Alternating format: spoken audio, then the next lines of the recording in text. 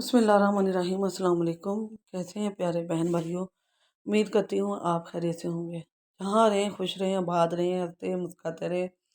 अल्लाह पाक से दुआ है हर आफत से दूर रहें। तो अल्लाह पाक आपको खुश रखे। तो आज मैं आपके लिए चॉकलेट सिरप बनाने का लाई हूँ तरीका।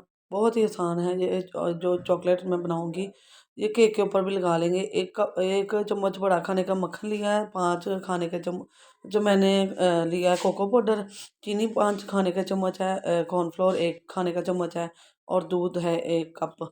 1 कप है, ये छोटा गिलास मैंने लिया है लेकिन 1 कप ही है ये। तो बहुत आसानी से इसे बना लेंगे। मैं जिसे मैं बनाऊंगी उस बर्तन को ले लूँगी और उसमें सारी चीज़ें हम डाल लेंगे। कॉर्नफ्लोर 1 बड़े खाने का चम्मच है और चीनी और कोको पाउडर 5 खाने के चम्मच है बड़े, और मक्खन भी 1 खाने का चम्मच है। तो अभी ये खुश्क जो चीज़ें हैं, ड्राई जो चीज़ें हैं, उनको हम डाल के इसमें मिक्स कर लेंगे। फिर इसमें दूध डाल के इनको अच्छी तरह मिक्स करेंगे कि इसके अंदर कोई गुठली ना रहे, कोई लम्स ना रहे और बहुत आसानी से ना इसका बैटर बन जाए। तो अब मैं इन सारी चीज़ों को कर लूँगी मिक्स।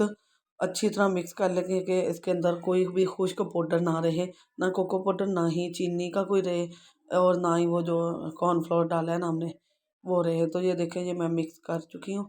अब मैं रखूँगी इसे चूल्हे के ऊपर और 2 से 3 मिनट, बहुत ज़्यादा है, लो फ्लेम पर, उससे भी कम टाइम पे ये चॉकलेट हमारा सिरप रेडी हो जाएगा। थोड़ा सा मैं थिक बनाऊँगी, आप थोड़ा सा नरम रख लीजिएगा। मैं इंशाल्लाह इसे केक के ऊपर लगाने लगी हूँ। केक भी मैं आपके साथ बहुत जल्द शेयर करूँगी इंशाल्लाह ताला, उसकी रेसिपी भी।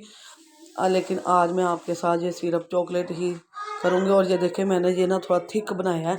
अब इसमें मक्खन डाल दूँगी। ये देख सकते हैं कि ये थिक है, तो अब मैं इसमें डालूँगी मक्खन। अच्छा, इसमें डालने के लिए ना आपने मक्खन ही लेना है, चाहे न सॉल्टेड हो, नमक वाला हो, चाहे नमक के बगैर हो। ये मेरा होममेड था तो मैं इसमें डाल रही हूँ। इसमें कोई नमक वगैरह कुछ भी नहीं है।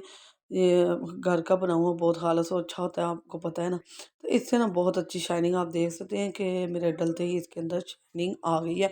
मक्खन शाइनिंग के लिए है, खुशबू के लिए है, अच्छा टेस्ट लाने के लिए है।